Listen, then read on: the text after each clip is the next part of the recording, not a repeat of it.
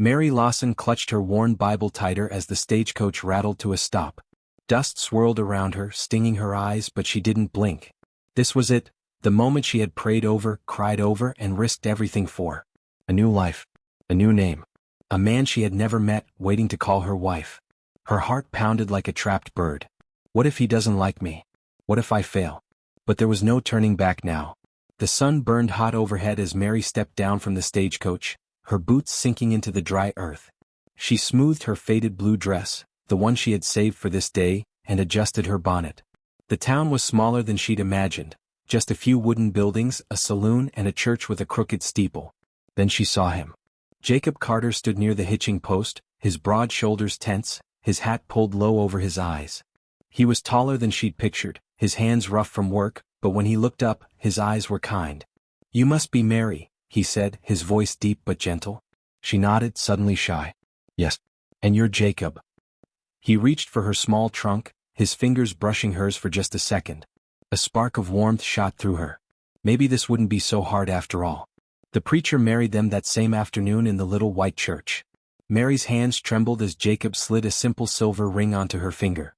She had dreamed of a wedding back home with flowers and family, but this, just the two of them, a few curious townsfolk and God's quiet presence, felt strangely right. That night, in the small cabin Jacob had built with his own hands, Mary sat on the edge of the bed, twisting her wedding ring. The fire crackled in the hearth, casting long shadows. Jacob knelt beside her, his calloused hands covering hers. "I know this ain't what you dreamed of," he said softly. "But I promise I'll do right by you." Mary looked into his eyes and saw honesty there. No fancy words, no empty promises, just a good man trying his best. She took a deep breath. "We'll figure it out together." Outside, the wind whispered through the prairie grass, carrying their prayers into the dark. A new life had begun. The rooster crowed before the sun rose, and Mary jolted awake in the unfamiliar dark. For a heartbeat, she forgot where she was. Then she felt the weight of Jacob's arm draped over the quilt beside her. "This is my home now." The thought sent equal parts terror and wonder rushing through her. She had never lit a stove without her mother's guidance, never fed chickens, never been someone's wife.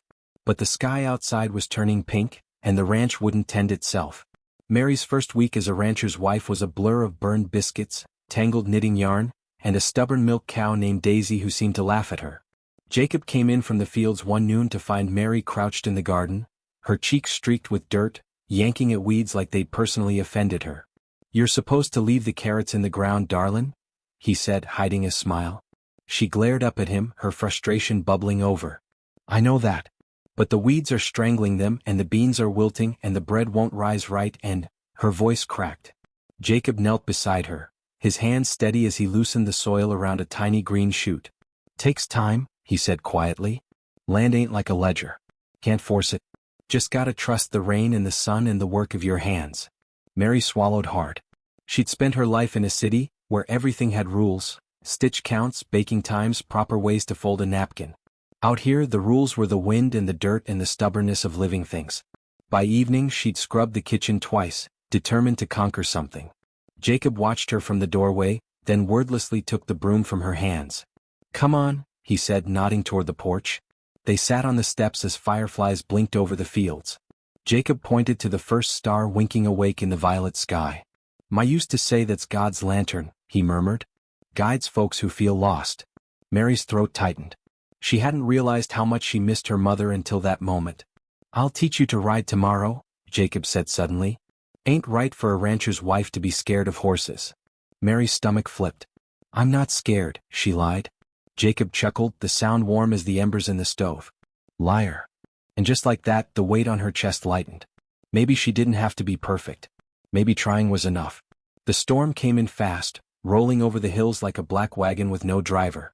Mary stood at the window watching the sky rip open with lightning. Jacob was out there somewhere, chasing those fool cows away from Blackridge Pass. She pressed her palm to the cold glass and prayed like she hadn't prayed since the day she left home. "Bring him back. Please God, just bring him back." The wind howled through the cracks in the cabin walls, making the lantern flame dance wild shadows across the room. Mary paced, her bare feet silent on the rough wooden floor. She should be used to this by now. Jacob was always out late when the weather turned, always putting the livestock before his own comfort. But something about tonight felt different. The air smelled like iron and wet earth, and her stomach wouldn't stop twisting. She jumped when the door finally banged open. But it wasn't Jacob. It was Tomas, the neighbor boy, his hair plastered to his forehead with rain. "Ma'am," he panted, "you gotta come quick. It's Mr. Carter." Mary didn't remember grabbing her shawl or running through the mud. The rain stung her face like needles, and her skirts dragged heavy with water, but she didn't slow down. Tomas led her to the base of Blackridge Pass where a cluster of men stood in a circle, their hats in their hands. Then she saw him. Jacob lay on the ground, his face gray as old dishwater. His right leg was bent all wrong, and his shirt was torn open at the shoulder, showing a mess of blood and dirt. One of the men had made a splint from a broken fence post, but Jacob's breath came in shallow gasps, like a fish flopping on dry land. Mary fell to her knees beside him, her hands fluttering over his chest, his face not knowing where to touch. "Jacob." Her voice sounded small and strange in her own ears. "Jacob, look at me." His eyelids fluttered but didn't open. Somebody said the doctor was coming. Somebody else muttered about the boulder that had come loose up the pass, how Jacob had been trying to steer the cattle clear when it rolled right over him. Mary didn't hear most of it. All she could think was that this morning, Jacob had kissed her forehead before heading out, like he always did. Like there would be 1,000 more mornings just like it. The doctor arrived in a wagon, his spectacles fogged with rain. He took one look at Jacob and shook his head. "This ain't something I can fix here," he said. "We gotta get him home." They carried Jacob back on a door ripped from its hinges, his big body limp as a sack of grain. Mary walked beside him, her fingers curled around his, whispering every Bible verse she could remember. The 23rd Psalm. "The Lord is my shepherd. Yea, though I walk through the valley of the shadow of death." At home, the doctor set the leg and stitched the gashes while Mary boiled water and tore sheets into bandages.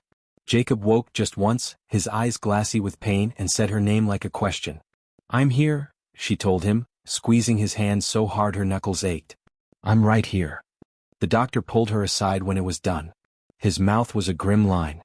"He's strong, but that back injury." He trailed off, wiping his hands on a towel. "He won't be doing no heavy lifting for a long time. Maybe never." Mary nodded like she understood, but inside, her mind was screaming. How would they plant the fields? How would they mend the fences? How would they eat? She sat by Jacob's bedside all night, watching the rise and fall of his chest.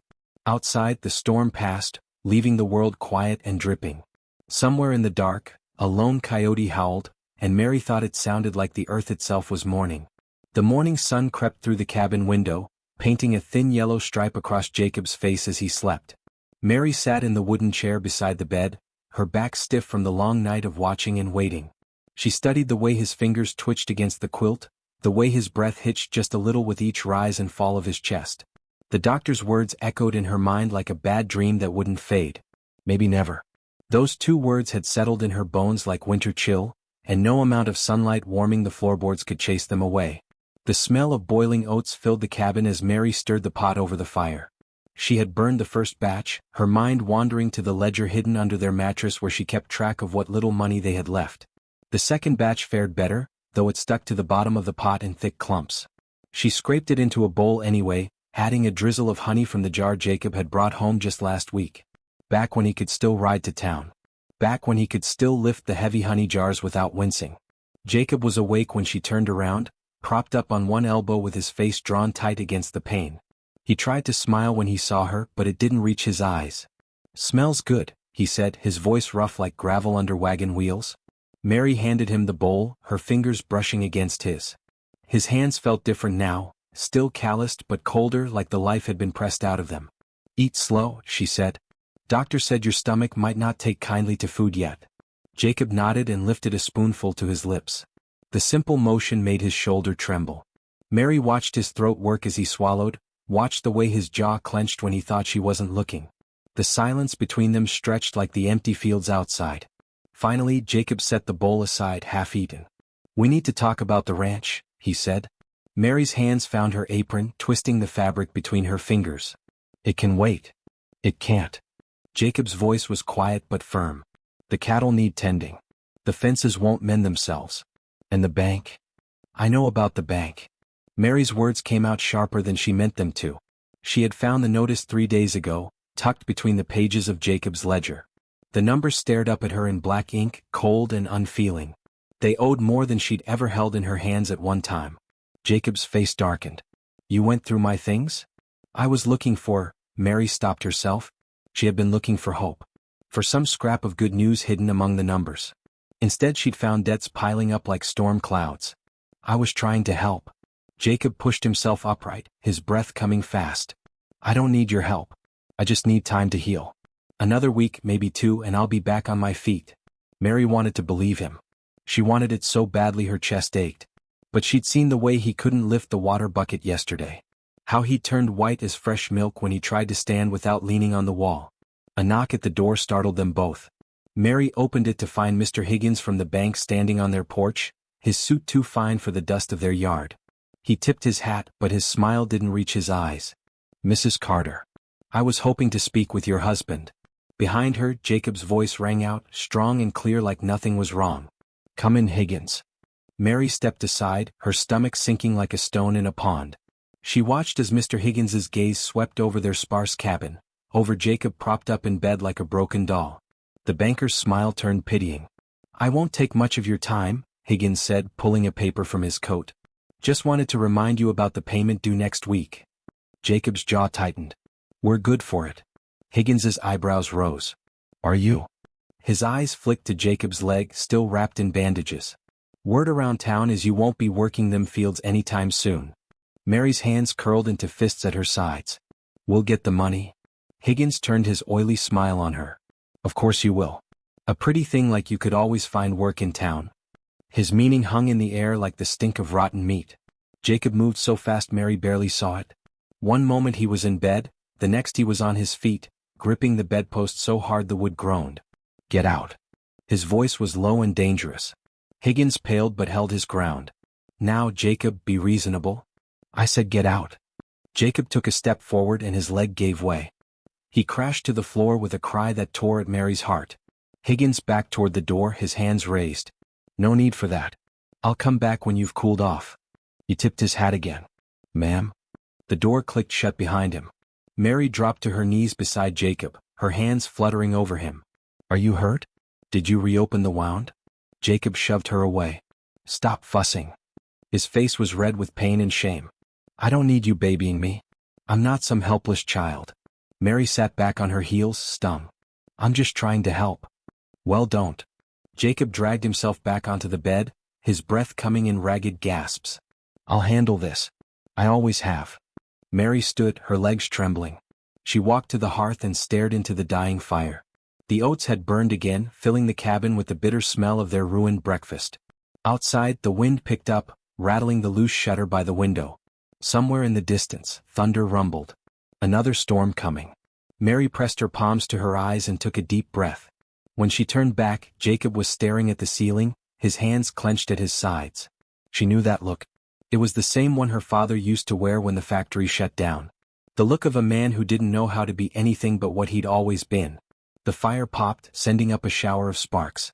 Mary watched them rise and fade to nothing. The needle slipped again, drawing a tiny bead of blood from Mary's finger.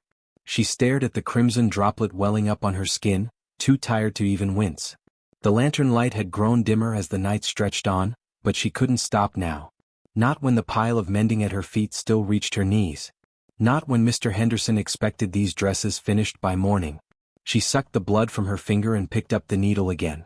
This was her life now, blood, sweat, and thread keeping their world from unraveling. Morning came too soon. Mary blinked against the gray light creeping through the window, her neck stiff from falling asleep at the table. The half-finished dress lay crumpled under her cheek, its delicate lace leaving angry red marks on her skin. She lifted her head slowly, wincing at the ache in her back. Jacob's chair sat empty by the cold hearth. She found him outside, perched awkwardly on the chopping block with his bad legs stretched stiff in front of him. The axe lay useless at his feet. He was staring at the pile of unsplit firewood like it held all the answers to their troubles. You're up early, Mary said, wrapping her shawl tighter against the chill. Jacob didn't turn. Couldn't sleep. Mary followed his gaze to the woodpile. She knew what he was thinking. Last winter, Jacob could split a cord of wood before breakfast. Now he couldn't even lift the axe without his back screaming in protest. I'll do it after I get back from town, Mary said, bending to pick up the axe. Jacob's hand shot out, gripping her wrist. No. His fingers were cold but strong. "You ain't splitting wood." Mary met his eyes. The stubborn set of his jaw reminded her of the first time they'd met, that quiet strength that had drawn her to him. But now it felt different. Like a wall between them. "I have to go," she said gently, pulling free. "Henderson's expecting me." Jacob's face darkened. He hated her working at the general store. Hated the way folks whispered when she walked by. Hated most of all that he couldn't stop her. Mary hurried inside before he could say more. She changed into her least worn dress, the blue calico with the mended hem. It had been her wedding dress, though no one would guess that now. She pinned her hair up tight, tucking every stray strand into place. Respectable. That's what she needed to be. The walk to town felt longer these days. Mary kept her eyes forward, her back straight, ignoring the looks from passing wagons. She knew what they said about her. The proud rancher's wife brought low, working like a common shop girl. Let them talk. Pride wouldn't put food on their table. The bell over Henderson's door jingled as she entered. The store smelled of pickles and peppermint, a comforting scent that almost made her forget her troubles. "Late again, Mrs. Carter?" Mr. Henderson said without looking up from his ledger. Mary bit her tongue. She wasn't late. The sun hadn't even cleared the mercantile's roof yet. But Henderson had been like this ever since she'd asked for an advance on her wages last week. "I finished the mending," Mary said, setting the bundle on the counter. Henderson poked at the dresses with one fat finger. "Miss Parker's hem is crooked." Mary's face burned. She'd stayed up half the night fixing that hem. It's exactly as her pattern showed. Henderson's beady eyes narrowed. "In my store the customer is always right. You'd do well to remember that." Mary clenched her fists so tight her nails bit into her palms. She needed this job. Needed it more than her next breath. So she swallowed the sharp words on her tongue and nodded. "I'll do better." The day dragged on. Mary measured out flour, wrapped parcels, and smiled until her cheeks ached. She listened to Mrs. Whitcomb complain about the rising price of tea. She helped old Mr. Jenkins find his reading glasses for the third time that morning. And all the while she felt the stares. The whispers. Poor thing. Jacob Carter's wife, working like a common. Shame what happened to him. Mary kept her back straight and her hands busy. At noon she slipped out back to eat the biscuit she'd saved from breakfast. The alley behind the store smelled of rotting vegetables and cat piss, but it was better than the pitying looks inside. She was halfway through the dry biscuit when the door creaked open. Mary expected Henderson with another chore, but it was young Billy O'Reilly, his freckled face serious. "Ma sent this," he said, thrusting a cloth-wrapped bundle at her. Mary peeled back the corner to reveal 2 slices of ham and a chunk of fresh bread. Her mouth watered. "Tell your ma thank you," Mary said, her voice thick. Billy shuffled his feet. Pa says if Mr. Carter's feeling up to it, maybe he could help me with my arithmetic? I ain't too good with numbers." Mary's heart squeezed. The O'Reillys had 6 mouths to feed and a farm barely bigger than a garden plot. They couldn't afford a tutor. But they'd found a way to help that let Jacob keep his pride. "I'll ask him," Mary promised. The walk home that evening felt heavier. Mary's feet dragged in the dust, her shoulders slumped now that no one was watching. The coin in her pocket wasn't enough. Not nearly enough. She found Jacob at the table, his face drawn in the lamplight. A stack of papers sat in front of him, bills mostly. "How was town?" he asked without looking up. Mary set her meager earnings on the table. "Mrs. Whitcomb asked after you." Jacob's mouth twisted. "I'll bet she did." Mary sank into the chair across from him. Her bones ached. Her head throbbed. And now this, Jacob's anger like a third person in the room with them. "Billy O'Reilly came by the store," she said carefully. "He was wondering if you might help him with his arithmetic." Jacob went very still. "What?" Mary traced a scratch on the tabletop. "His pa can't pay much, but they've got eggs to spare and—" "You told people I'm giving lessons?" Jacob's voice was dangerously quiet. Mary looked up. "No, First you take a job like I can't provide. Now you're peddling me out like some?" Jacob shoved back from the table, his chair screeching against the floor. "I ain't some schoolmarm to be pitted." Mary's exhaustion turned to fire. "Then what are you?" she snapped.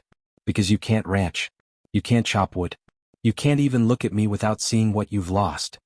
The words hung between them, sharp as broken glass. Jacob's face went pale. For a terrible moment, Mary thought she'd broken something between them that couldn't be fixed. Then Jacob turned and limped out the door into the gathering dark. Mary sat alone at the table, listening to the tick of the clock and the hollow ache of her own heart. Outside, the first crickets of evening began their song. Somewhere in the distance a coyote howled. She reached for the bills Jacob had left behind. One by one she smoothed them out, facing the numbers head-on. However much it hurt, the truth wouldn't change. They were in trouble. Deep trouble. And if Jacob couldn't accept that, they'd lose everything. The church doors loomed before Jacob like the entrance to a trial rather than a place of worship.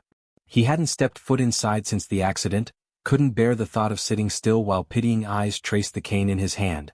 But the fight with Mary had left him hollow, and the empty fields offered no answers. His fingers tightened around the smooth wood of the cane. Maybe God would. Morning mist clung to the grass as Jacob made his slow way down the road. Each step sent sharp reminders up his leg, but he welcomed the pain. It was honest, unlike the whispers that followed him everywhere these days. The churchyard was empty this early. Jacob paused at his parents' graves, the twin markers worn smooth by years of wind and rain. He could still hear his father's voice, rough as tree bark. A man provides, no matter what. The words had been law growing up. Now they choked him. The side door creaked when he pushed it open. Inside, the air smelled of wax and old hymnals. Sunlight streamed through the stained glass, painting the pews in fractured colors. "You're up early." Jacob turned to find Reverend Cole at the pulpit, polishing the wooden surface with a worn cloth. The Reverend's sleeves were rolled up, showing forearms still strong despite his gray hair. "Couldn't sleep," Jacob said. Reverend Cole nodded like he'd expected that answer. He set the cloth aside and gestured to the front pew. "Sit with me." Jacob hesitated. Sitting meant admitting he couldn't stand for long. But the Reverend's eyes held no pity, just quiet understanding. Jacob sat. For a while they just listened to the church settle around them, the groan of old beams, the skitter of mice in the walls. Finally Reverend Cole spoke. "Mary came by yesterday." Jacob stiffened. "She tell you how useless I've become?" "She told me how much she misses you." The Reverend's voice was gentle. "Said it's like you're right there in the room with her, but gone all the same." The words hit Jacob like a punch to the gut. He stared at his hands, calloused but idle. "What am I supposed to do? I can't work the land. Can't even split firewood without." His voice broke. Reverend Cole reached for the Bible on the pulpit. The pages whispered as he turned them. "You remember David?" Jacob frowned. "The king?" "The shepherd boy first." The Reverend's finger traced the text. "Spent years tending sheep nobody thought mattered. Then God made him king." He looked up. "Maybe your strength wasn't just in your back, Jacob." Outside, a wagon rattled by, the sound loud in the quiet church. Jacob thought of Mary's hands, red and cracked from washing other people's clothes. Of the O'Reilly boy asking for help with sums. "I don't know how to be anything else," Jacob admitted. Reverend Cole closed the Bible with a soft thump. "Moses stuttered. Paul was blind. God uses broken men, Jacob. But first they have to stop trying to glue themselves back the way they were." The truth of it settled over Jacob like dust after a long drought. He'd been so busy mourning the man he'd been, he hadn't considered the man he might become. When Jacob left the church, the sun had burned away the mist. He paused on the steps, watching the town wake up, shopkeepers sweeping porches, children chasing chickens, life moving forward whether he was ready or not. His cane tapped against the wood as he made his decision. The schoolhouse stood at the edge of town, its white paint peeling in the sunlight. Through the open window, Jacob could hear Miss Parker drilling multiplication tables. The O'Reilly boy sat near the back, frowning at his slate. Jacob waited until recess. When Billy tumbled out with the other children, Jacob called him over. "Your ma really want you learning arithmetic?" Billy nodded, his freckled face serious. "Pa says numbers are important. Says they keep you from getting cheated." Jacob almost smiled. That sounded like Mr. O'Reilly. "You free after chores today?" Billy's eyes lit up. "Yes, sir." "Bring your slate by the house then." Jacob turned to go, then paused. "And Billy? Tell your ma we'd be obliged for some eggs in trade." The walk home felt lighter somehow. The pain in his leg hadn't lessened, but the weight on his chest had. Mary was in the garden when he arrived, her dress streaked with dirt, her hair escaping its pins. She straightened when she saw him, her eyes wary. Jacob leaned his cane against the fence and reached for the basket at her feet. "Let me help." Mary's breath caught. "You're back. I can pick beans." Jacob met her gaze. "And I can teach Billy his sums. And maybe that's enough for now." Mary's eyes shone with unshed tears. She didn't say anything, just nodded and moved down the road to make space for him. The sun warmed Jacob's shoulders as he worked. The beans came away easy in his hands, their pods smooth and cool. Nearby, a bee buzzed around Mary's rosebush, the one she'd nursed through drought and storm. It was still blooming. The numbers blurred together on the page as Billy O'Reilly scratched his head for the third time in as many minutes. Jacob watched the boy's pencil hover uncertainly over the slate, his freckled nose scrunched in frustration. A year ago, Jacob would have been wrestling a stubborn calf into submission. Right about now, his muscles burning with the kind of exhaustion that came from honest work. Now here he sat at his own kitchen table, teaching fractions to a 10-year-old while his wife mended clothes for strangers. The bitterness rose in his throat like bile, until Billy looked up with sudden understanding lighting his face. "Oh, it's like cutting a pie." And just like that, the bitterness melted away.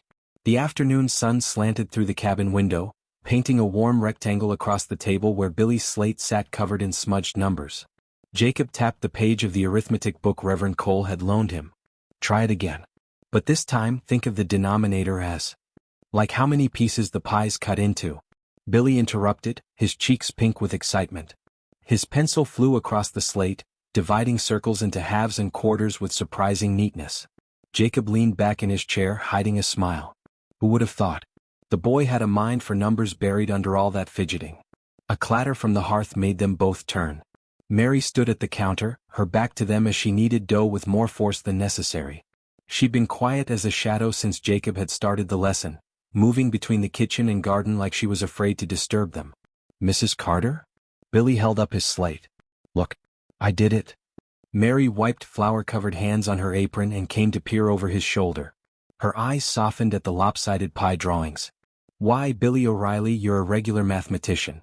The boy beamed. Jacob watched Mary's face as she studied Billy's work, the way her tired eyes crinkled at the corners when she smiled. She'd lost weight these past months, her cheekbones sharper under skin that no longer glowed from days spent working in their own garden instead of scrubbing other people's floors. But in this moment, with the late sun gilding her flyaway hairs and Billy grinning up at her, she looked like the girl Jacob had met at the stagecoach stop. The realization hit him like a kick from a mule. He'd been so wrapped up in his own misery, he hadn't seen how much of herself Mary had buried under worry and work. "Time to head home, Billy," Jacob said, pushing himself up from the table. His leg protested, but he ignored it. "Tell your ma I'll come by tomorrow to fix that fence hinge your pa mentioned." Billy's eyes widened. "But you're back. I've got some ideas." Jacob ruffled the boy's hair, something warm unfolding in his chest when Mary shot him a surprised glance. After Billy left, the cabin settled into a comfortable quiet. Mary returned to her kneading, the rhythmic thump of dough against wood blending with the crackle of the fire.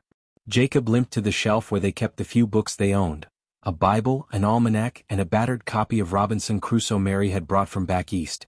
He reached past them for the ledger hidden behind. Mary's hands stilled when she saw it. "Jacob, I was thinking."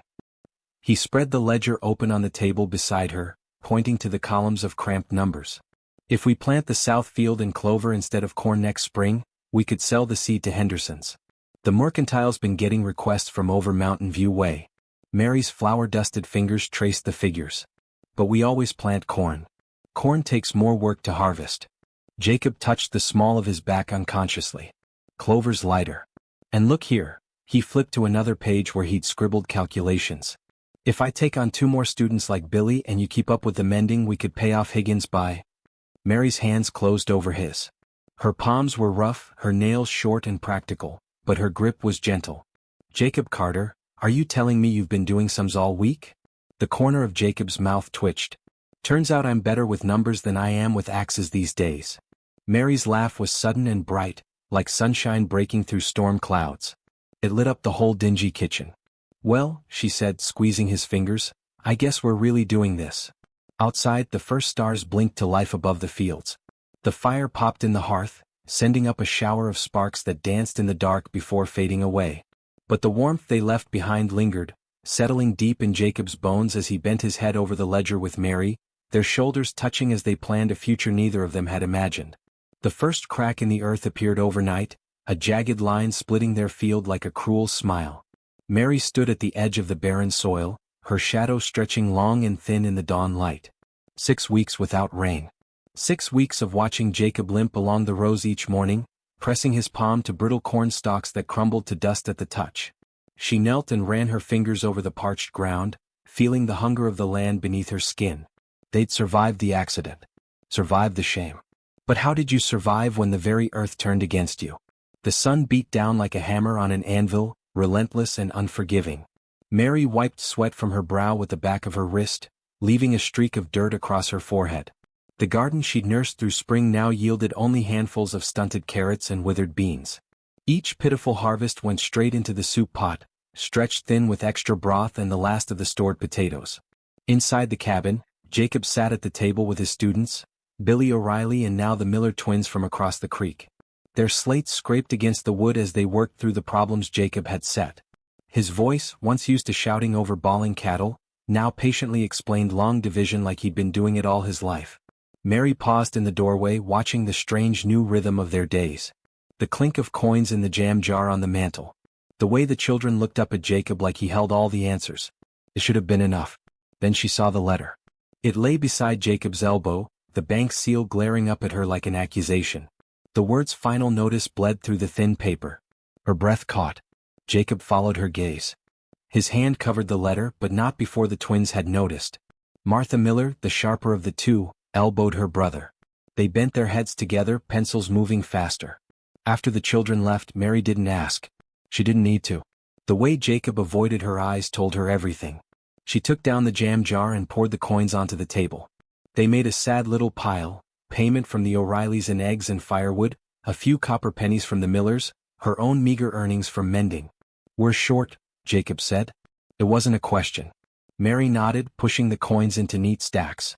"Henderson cut my pay again. Said folks are complaining about the stitches on Miss Parker's wedding gown." Her voice didn't shake, though her hands wanted to. That gown had taken her 3 sleepless nights. Jacob's fist clenched around his cane. "I'll go to Higgins tomorrow. Ask for more time." The unspoken words hung between them. Higgins didn't give time. Not to folks with empty fields and broken bodies. That night, Mary lay awake listening to the wind rattle the loose shutter. Jacob's breathing was slow and even beside her, but she knew he wasn't asleep. The bank notice had set a clock ticking in both their heads. She rose before dawn, moving quietly so as not to wake him. The ledger lay open on the table where they'd left it, their desperate calculations staring back at her. Numbers didn't lie. They'd need a miracle to make the payment. Outside the world was still dark. Mary knelt in the dirt where her mother's rosebush struggled against the drought. Its leaves curled inward, petals long since fallen. She touched one brittle stem, remembering how her mother used to say roses were stubborn things. They'd come back from near death with just a little care. A shadow fell across the ground. Jacob stood behind her, his silhouette framed by the first pale light of morning. He didn't speak, just held out his hand. Mary took it, his calluses rough against her palm. Together they walked to the edge of their land where the creek had once run full and loud. Now it was just a scar of dry stones. Jacob's grip tightened around hers. "We'll plant clover like we plant. It's hardier than corn." His voice was quiet but sure. "And I'll take on more students. The Larson boys need tutoring too." Mary looked at their joined hands, at the wedding band that had grown loose on her finger from months of hard work and too little food. She thought of the ledger inside, of the numbers that said they'd fail. Then she looked at Jacob's face, lined with pain but no longer defeat. "All right," she said. The sun rose over barren fields as they turned back toward the cabin. Somewhere beneath their feet, deep in the thirsty earth, roots held on, waiting for rain. The basket appeared on their porch at dawn. Mary nearly tripped over it when she stepped outside to fetch water, her tired eyes still blurred with sleep. Lifting the checkered cloth, she found 6 golden ears of corn nestled beside a jar of honey and a loaf of bread still warm from the oven. No note. No explanation. Just food where none should be, as if God himself had heard the growling of their empty stomachs. Her calloused fingers trembled against the perfect kernels. Someone's harvest had survived the drought. Someone who remembered what it was to be hungry. The corn silk clung to Mary's fingers as she shucked the ears at the kitchen table, each peel revealing plump rows that glistened like treasure. Behind her, Jacob's cane thumped against the floorboards as he paced. "Was it the O'Reillys?" he asked for the 3rd time. Mary shook her head, running her thumb over a kernel that burst with milky juice. "Their crop failed same as ours." A shadow crossed the doorway. Old Mrs. Whitcomb stood there, her gnarled hands clutching a pie tin. The scent of cinnamon and apples curled into the cabin, so rich it made Mary's mouth water. "Heard you been tutoring the Larson boys?" the widow said by way of greeting, thrusting the pie at Jacob. My Elmer could use some ciphering help. Jacob stared at the offering like it might bite him. I don't take charity, ma'am. Mrs. Whitcomb's laugh sounded like dry corn husks rustling. Ain't charity. This here's payment in advance. She jabbed a crooked finger at the pie. That's 1 week's lessons. You'll get another when my boy can do his sums proper. The tin burned Jacob's hands as he took it, the warmth seeping into his stiff fingers. Mary watched his throat work as he swallowed whatever prideful words had first come to mind. Thank you, he managed. The old woman nodded, already turning away. Bring the tin back when you're done. And Carter? She paused at the gate. That fence by your south field's sagging. My nephew's coming by tomorrow with his toolbox. The screen door slapped shut behind her. Mary turned to find Jacob blinking fast, his knuckles white around the cane. She reached for him wordlessly, her flour-dusted fingers intertwining with his. The pie sat between them on the table, its lattice crust gleaming with sugar. By sundown, their porch had become a pilgrimage site. Tomas the blacksmith left 2 smoked sausages wrapped in butcher paper, for keeping my idiot son from flunking arithmetic. The Larson boys dragged over a bushel of withered but still edible greens from their failed garden plot. Even Eli, the town drunk, shuffled up with a dented tin of peaches, his eyes on his boots as he mumbled something about Jacob's pa having once pulled him from a flooded creek. Mary lost count of the blessings. She was storing the last jar of pickled beets when hoofbeats startled her. Mr. Higgins reined in his fancy bay mare at their gate, his suit as out of place among their ramshackle farm as a peacock in a chicken coop. Mary's pulse stuttered. But the banker didn't dismount. He simply tipped his hat, his gaze lingering on the line of freshly washed mason jars gleaming on their porch rail. Heard you're teaching the Whitcomb boy now, he said as if making conversation. Jacob appeared in the doorway, his shoulders squared. That's right. Higgins studied them for a long moment. Then, to Mary's shock, he reached into his saddlebag and produced a small cloth bundle. My wife insists you take this. Says you're the only one who can get the lace right on her Sunday gloves. He tossed the bundle onto the porch steps. She'll pay double your usual rate. The bay mare danced sideways as Higgins turned her. He paused at the edge of their property, looking back at the repaired fence post, the neat rows of Jacob's fledgling clover field, the line of children's footprints leading up to their door. Payments due Friday, he said. But for the first time it didn't sound like a death sentence. That night, Mary lay awake listening to the crickets sing. Jacob's breath warmed the back of her neck, his arms slung heavy and protective over her waist. Through the open window she could see the stars, the same stars that had watched over them that first night when they'd been strangers with nothing but hope between them. A gust of wind carried the scent of rain. The first raindrop hit Jacob's cheek like a slap. He looked up at the swollen sky, blinking against the sudden sting of it. After months of dust and thirst, the storm should have been a blessing.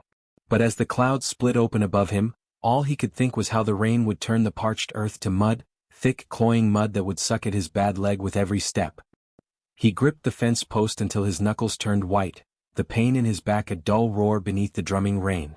Somewhere behind him, Mary called his name, her voice frayed thin from weeks of worry. He didn't turn around. The storm had rolled in at dawn, black clouds swallowing the last stars whole. Mary had run outside to pull the wash from the line, her bare feet skidding in the sudden wet. Now, hours later, the rain still fell in sheets, turning their yard into a shallow lake. Inside the cabin, the air hung heavy with the smell of damp wool and simmering broth. Mary stood at the hearth, stirring the pot with one hand while the other pressed against the small of her back. Every muscle ached from yesterday's haul of water buckets, from bending over Mrs. Higgins' lace gloves until her vision blurred. A thud from the porch made her jump. She turned to see Jacob struggling with an armload of firewood, his shirt plastered to his shoulders, his bad leg dragging through the mud. Jacob. She dropped the spoon and rushed to help. I've got it, he growled, shaking her off. His boots left dark prints on the floorboards as he limped to the hearth. The wood tumbled from his arms, scattering across the stones. One log rolled too close to the flames, sending up a hiss of steam. Mary reached for it, but Jacob was faster. He snatched the smoking log barehanded, hissing as it scorched his palm. For a heartbeat, they both froze, Mary staring at his reddening skin, Jacob staring at the blackened mark on the wood like it held some secret message. Then his face twisted. He hurled the log into the fire hard enough to send sparks flying. Damn it. The curse hung between them, sharp as the tang of burnt oak. Mary's hands found her apron, twisting the fabric. She'd seen Jacob angry before, frustrated, sullen, brooding, but this was different. This was a live wire snapping in the dark. "You should have let me get the wood," she said quietly. Jacob wheeled on her, his eyes wild. "I can carry damn firewood, Mary? But you don't have to." The words burst out before she could stop them. "Why won't you just let me help?" "Because I'm supposed to help you." His voice cracked like thunder. "I'm supposed to keep you safe and fed and... His gaze flicked to the mending pile in the corner, to the ledger on the table filled with her neat columns of numbers. His shoulders slumped. "You weren't supposed to end up with this." Mary's breath came fast. The rain pounded the roof like 1,000 tiny fists. Somewhere in the storm, a branch broke with a sound like a gunshot. She crossed the space between them in 2 strides, grabbing Jacob's injured hand. His fingers were rough and hot against hers, the new burn already blistering. Without a word, she pressed his palm to her cheek, holding it there until she felt his trembling still. "Look at me," she whispered. Jacob's eyes were dark with pain, not just the physical kind, but the deeper ache of a man who'd lost his North Star. "This?" Mary gestured around them, at the leak in the corner, at the patched elbows of Jacob's shirt, at the single candle fighting the gloom. "This isn't what I expected either. But it's still us. Still our home." A drop of rainwater fell from Jacob's hair onto her wrist, tracing a slow path down to her wedding band. He watched it like it was the most important thing in the world. Outside the storm raged on. But in the space between their clasped hands, something quiet and unbreakable took root. The blisters on Jacob's palm had turned to angry red welts by morning. Mary watched him trace them with his thumb as they sat at the breakfast table, his calloused fingers moving over the broken skin like he was reading some secret message written there. The storm had passed, leaving the world washed clean and glittering, but the air between them still hummed with last night's unspoken words. She reached across the table and turned his hand over, pressing a fresh poultice of honey and lavender into the burn. He didn't pull away. The clover field shimmered in the sunlight, its purple blooms bobbing under the weight of fat bumblebees. Mary knelt between the rows, her fingers brushing the delicate flowers as she checked for pests. Behind her, the rhythmic scrape of wood on dirt marked Jacob's progress down the fence line, not with an axe or plow but with a measuring stick and ledger, calculating exactly how much seed they'd need for next season. She glanced back just in time to see him pause, his forehead creased in concentration as he jotted numbers in his book. The morning light caught the silver threading through his dark hair, the new lines around his eyes that hadn't been there a year ago. This Jacob was softer at the edges than the man she'd met at the stagecoach stop, but there was a quiet certainty in him now that ran deeper than muscle. "Mary." His voice carried across the field. "Come look at this." She found him crouched by the fence post where the Whitcomb boy had left his whittling project half-finished weeks ago. Tiny carved numbers marched up the wood, fractions by the look of them. Jacob ran his finger over the markings. "Kid's been practicing." His voice held the same warmth it used to when he'd talk about a promising colt. Mary smiled, brushing dirt from her knees. "He's got a good teacher." A shadow crossed Jacob's face, but it passed quickly. He reached into his pocket and pulled out a length of twine, holding it up between them. "Remember what Reverend Cole preached last Sunday?" Mary took one end of the twine, letting the rough fibers run through her fingers. "Ecclesiastes. A cord of 3 strands is not quickly broken." Jacob nodded, his calloused fingers working deftly as he began to braid. "First strand's mine," he said, twisting the twine.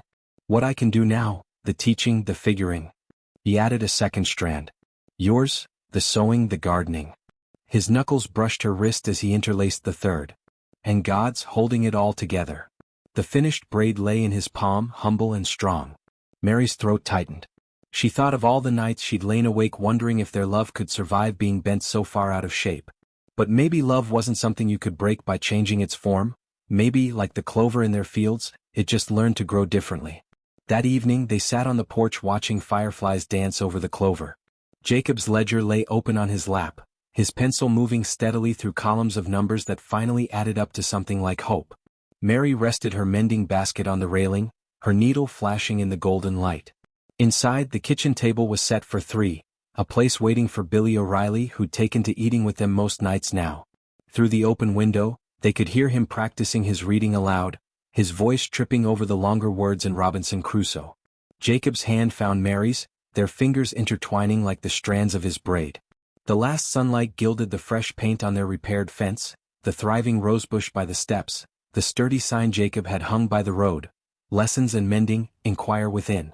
Somewhere beyond the fields, a train whistle blew, the same line that had brought Mary west all those months ago. But neither of them turned to look. The numbers didn't lie. Jacob stared at the ledger spread across Doc Whitmore's cluttered desk, the columns of figures blurring before his eyes. He'd gone over them twice, then a third time, certain he must have made a mistake. But there it was, a discrepancy so glaring it stole the breath from his lungs. Someone had been stealing from the town's only doctor for months, right under the noses of good people already stretched thin by drought. His hands trembled as he reached for his pencil. This wasn't just numbers anymore. This was medicine missing from sick children's cups. This was food taken from hungry families' mouths. The apothecary smelled of camphor and dried mint, the shelves lined with jars of remedies Jacob had come to know as well as he once knew the contours of his own land. Sunlight streamed through the front window, illuminating the dust motes dancing above Doc Whitmore's spectacles as the old man peered at Jacob's notes. "You're certain?" Whitmore's voice cracked like dry kindling. Jacob tapped the ledger. "See here? The inventory lists 20 bottles of willow bark tonic last month, but only 15 were sold or used in treatments. Yet the cash box is short exactly 5 bottles worth." He flipped a page. "And it's the same with the laudanum in June, Whitmore's wrinkled hand closed over his. "It's Eli." The name hung in the air between them. The town drunk. The man who'd left peaches on their porch. The same man who delivered Whitmore's medicines to outlying farms. Jacob's stomach turned. He thought of Eli's shaking hands, the hollows under his eyes. "He's sick, not wicked." Doc sighed, removing his spectacles to rub the bridge of his nose. "I know it. But we can't let this continue." A child's cough from the front room decided it. Jacob stood, his cane thumping against the floorboards as he moved to the storage cabinet. "Give me 3 days." Mary knew something was wrong the moment Jacob came home. He moved through his evening chores with mechanical precision, feeding the chickens, pumping water, checking the clover growth, but his eyes were distant, his jaw set in a way she hadn't seen since the bad days after his accident. She waited until after supper, when Billy had gone home with a sack of apples and a new arithmetic primer. As she cleared the dishes, she let her hand rest on Jacob's shoulder. "Tell me." The story came out in ragged pieces. Eli's theft. The missing medicines. The terrible choice between turning a blind eye or destroying what little remained of a broken man's dignity. Mary listened while she washed the supper plates, the soapy water turning her fingers pruny. When Jacob finished, she dried her hands and reached for her shawl. "We're going to see Eli." The shack at the edge of town listed to one side like a drunkard mid-stumble. Through the cracked door they could hear ragged breathing. Mary knocked gently. "Eli? It's Mary Carter. We've brought supper." No answer. Jacob pushed the door open to reveal Eli curled on a pallet, his face slick with sweat. An empty laudanum bottle rolled across the dirt floor as they entered. Mary was at his side in an instant, pressing a hand to his fevered brow. "He's burning up." Jacob took in the scene. The filthy bandage on Eli's leg, the makeshift tourniquet above it, the angry red streaks spidering up his calf. His stomach clenched. "That's blood poisoning." For 3 days they fought death in that shack. Mary changed putrid bandages and spooned bone broth between Eli's cracked lips while Jacob brewed willow bark tea strong enough to dull the agony. Doc Whitmore came and went, leaving clean linen and tinctures with no questions asked. On the 4th morning Eli's fever broke. He awoke to find Jacob dozing in the rickety chair beside his bed, the ledger open across his lap. Eli's trembling fingers brushed the page where neat columns recorded every drop of medicine used in his treatment. "You kept books on me," Eli croaked. Jacob stirred, blinking sleep from his eyes. "Had to." Doc's a soft touch. Town council would have noticed missing supplies. Tears cut clean tracks through the grime on Eli's face. "Why?" Mary entered then carrying a basket of fresh bandages. Her smile when she saw Eli awake could have lit the darkest night. "Because we're neighbors," she said simply. Word spread through town like spring rain soaking into parched earth. Mrs. Whitcomb brought extra eggs for the invalid. Tomas the blacksmith forged a proper bed frame to replace Eli's moldy pallet. Even Higgins from the bank stopped by with a tin of tobacco, though everyone knew Eli didn't smoke. But the real miracle came on Sunday, when Reverend Cole stood before the congregation with a surprise announcement. "The town council has approved funds for a proper clinic," he said, beaming at Jacob and Mary in the front pew. "And we've hired our first bookkeeper to oversee its supplies." Jacob's breath caught. Mary squeezed his hand so tight the wedding band bit into his finger. Eli, sitting stiffly between the O'Reilly boys, was the first to stand and clap. The sound built like thunder as the whole congregation rose. Farmers and shopkeepers, mothers and children, even old Mrs. Whitcomb with her cane thumping the floorboards in approval. After the service, as folks filed past to shake Jacob's hand, Mary noticed the rosebush by the church steps. Despite the drought, despite the neglect, it had burst into riotous bloom, each perfect petal a testament to stubborn, improbable life. The knock came long after midnight, a sound so desperate it tore Mary from sleep like a hand yanking her from deep water. She stumbled to the door in her nightgown, the rough floorboards cold under her bare feet. Through the warped glass, she saw Sheriff Dawson's silhouette, his hat clutched to his chest, his shoulders slumped in a way that had nothing to do with tiredness. And pressed close to his legs, two small shadows that didn't move or speak. Mary knew before she turned the knob. Knew by the way her rosebush trembled in the sudden wind. Some storms didn't come with rain.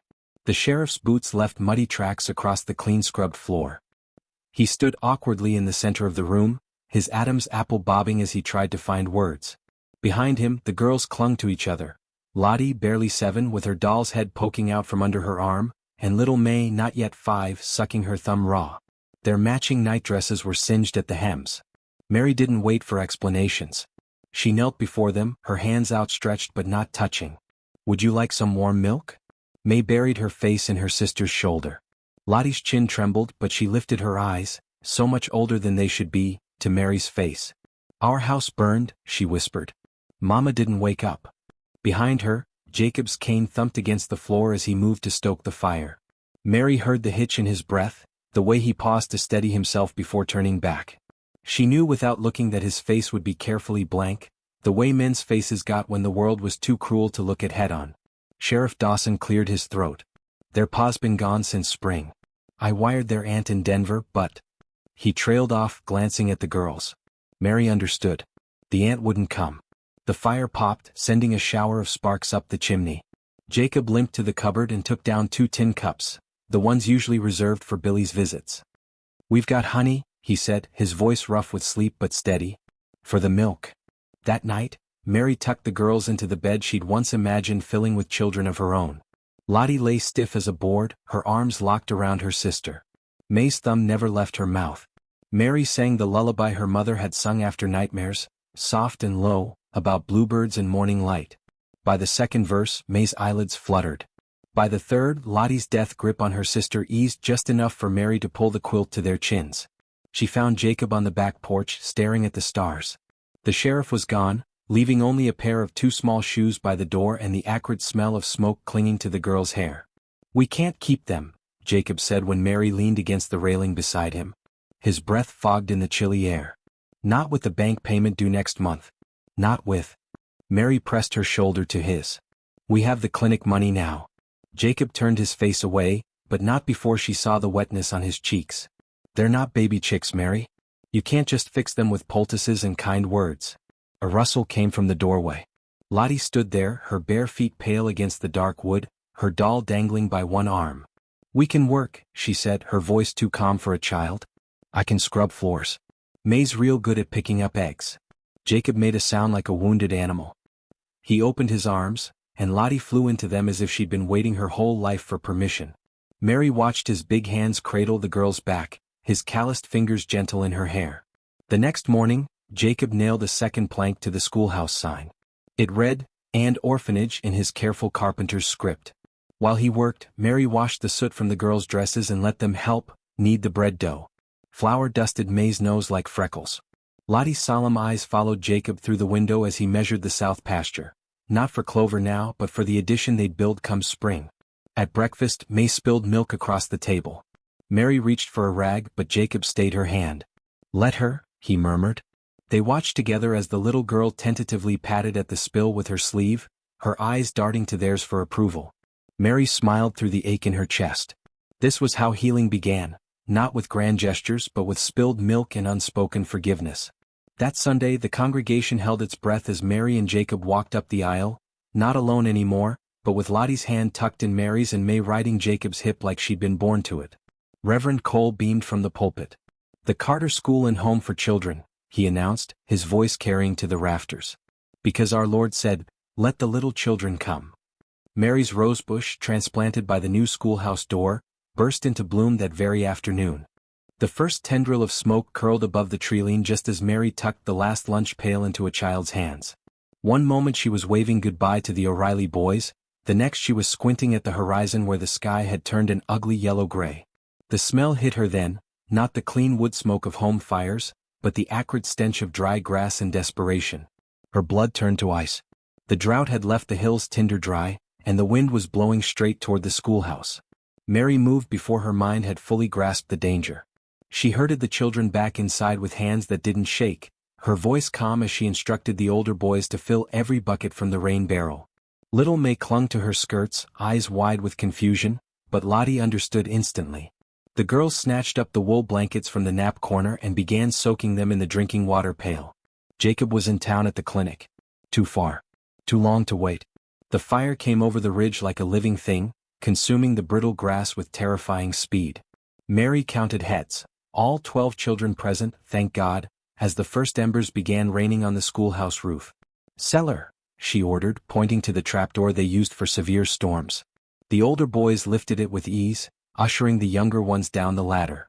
Mary pressed a wet blanket into Lottie's arms. "Take May. Don't come out until I say." Lottie hesitated, her thin face streaked with soot. "But you. I have to wet the roof." Mary kissed both girls' foreheads, tasting salt and smoke. "Go. Now." The water barrel was nearly empty by the time she doused the front eaves. Flames licked at the far edge of the clover field, racing toward the outhouse. Mary dragged the last bucket across the porch, her arms screaming from the weight. That's when she heard it, a high, panicked whinny from the barn. Daisy and her new colt. Mary froze, her gaze darting between the smoking roof and the barn where the animals kicked at their stalls. The children were safe underground. The schoolhouse might survive if the wind shifted. But the horses? She was running before the thought fully formed, apron pressed over her nose. Heat blasted her face as she wrenched the barn door open. Daisy reared, her eyes rolling white with terror. The colt huddled behind her, trembling. "Easy, girl," Mary croaked, reaching for the halter.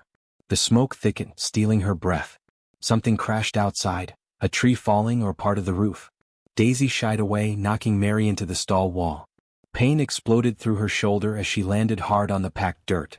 For one dizzying moment she saw Jacob's face the day they'd met, strong, sure, the man who was supposed to protect her from things like this.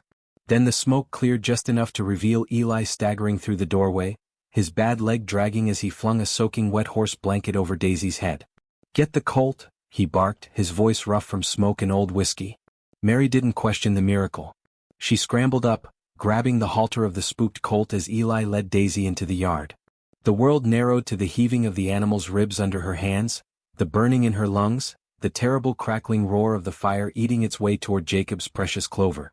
They made it 20 yards before the colt planted its feet, refusing to go farther. Mary pulled until her shoulders threatened to dislocate. Then strong hands closed over hers. "Let me." Jacob. Covered in soot, his shirt torn where he must have run through brambles, his bad leg clearly agony as he leaned heavily on his cane with one hand while taking the halter with the other. Behind him, half the town fanned out across the property.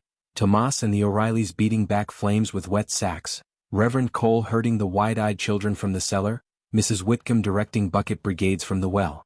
The colt went willingly for Jacob, as if recognizing the man who'd saved its life the winter before. Mary swayed on her feet, suddenly aware of the burns on her hands, the way her dress hung in charred tatters below the knees. Jacob passed the colt to Eli and turned to her. His eyes were red-rimmed from smoke, but his hands were steady as they framed her face. "The girls? Safe." Mary leaned into his touch. "All the children are safe." A shudder ran through Jacob's body.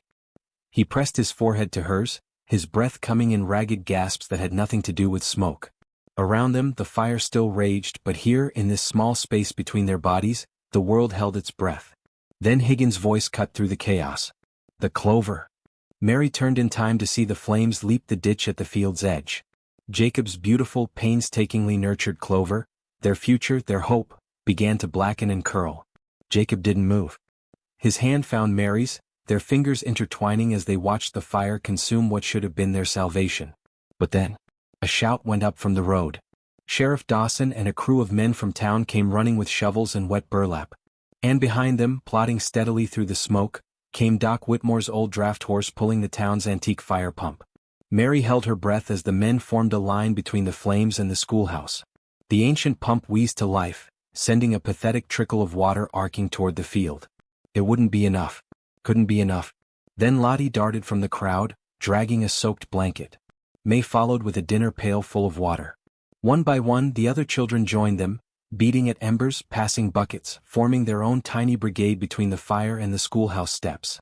Jacob's grip on Mary's hand tightened. She could feel the moment he realized what she already had. The clover was lost, but the things that truly mattered were standing right here, covered in soot and fighting for them. As if summoned by the thought, the first raindrop struck Mary's upturned face. Then another. And another. The heavens opened with a roar that drowned out even the fire. The smell of fresh-baked bread mixed with the sharp scent of paint as Mary stepped back to admire the new sign above the schoolhouse door. Carter Family Home and School gleamed in bold black letters, the wood still sticky under her fingertips. Behind her, the clover field, once scorched to ashes, now rippled green in the breeze, dotted with the purple blooms that had stubbornly returned after the fire. Lottie and May chased Billy through the rows, their laughter floating on the wind like the petals from her rosebush, which had somehow survived it all. Mary pressed a hand to her chest, feeling the steady beat of her heart. Who could have guessed that a broken man, a mail-order bride, and a handful of orphan children would become this? The schoolhouse buzzed with activity as Mary pinned the last sampler to the wall. The children's handiwork, crooked letters and colorful stitches, declared "Bless this home" in raggedy embroidery. Outside, hammer blows rang out as Jacob and Tomas put the finishing touches on the new dormitory addition. May tugged at Mary's skirt, her cheeks dusted with flour. "I kneaded the bread all by myself," she announced, proudly displaying dough-caked fingers. Mary knelt to wipe the girl's hands with her apron. "Just like a real pioneer woman," she said, pressing a kiss to May's floury forehead. The gesture came so naturally now, as if her heart had always known these girls. A shadow fell across the doorway. Higgins stood there, his polished boots at odds with the sawdust-covered floor. Mary instinctively pulled May closer. The banker cleared his throat. "Came to deliver these." He held out a bundle of papers tied with red ribbon, the deed to their land now fully paid. Mary's breath caught. But the fire? The clover crop? Higgins shifted uncomfortably. "Town council voted. After what you did during the fire, taking in all those children, Eli's recovery?" He glanced at the girls, then at the ledger on Jacob's desk where he now tracked both school supplies and clinic medicines. "Turns out a man's worth isn't measured in bushels per acre." Jacob appeared in the doorway, his bad leg favoring him more than usual after days of rebuilding. He took the deed with a quiet nod. "Obliged." Higgins tipped his hat. "Don't mention it." He paused, then added almost shyly, "My wife's expecting. We'd be honored if you'd save a place at the school." As the banker retreated, Jacob pulled Mary into the circle of his arms. May wriggled between them, giggling as Jacob pretended she was crushing his toes.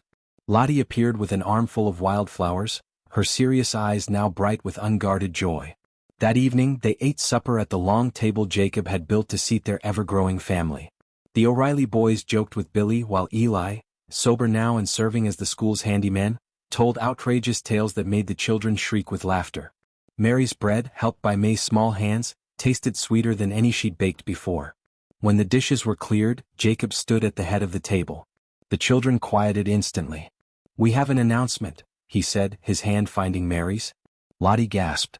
"A baby?" Mary's cheeks warmed as the children erupted in cheers. "Not quite," she laughed. "But the judge approved our petition this morning." She squeezed Jacob's fingers. "The girls are officially Carters now." May didn't understand the significance, but Lottie did. The girl launched herself at Jacob, her thin arms wrapping tight around his waist. His big hands cradled her head as she wept into his shirt. Later, when the lanterns were dimmed and the children abed, Mary and Jacob sat on the porch steps watching fireflies dance over the clover. The stars seemed closer tonight, as if heaven itself leaned down to bless them. Jacob's voice was rough with emotion. "Remember that first night? When you thought marrying a stranger was the hardest thing you'd ever do?" Mary leaned into his side, her head finding its rightful place against his shoulder. "I was such a fool." Jacob kissed her hair. "No. Just a woman with no way of knowing God's plans were bigger than ours." A chorus of giggles floated through the open window, Lottie and May whispering past bedtime. The sound was sweeter than any dream Mary had carried west in her trousseau. Somewhere in the dark, her rosebush bloomed on. Thank you for listening. If this story of resilience and love touched your heart, please like, share, and subscribe for more uplifting tales of hope and redemption. Every click helps us bring more light into the world.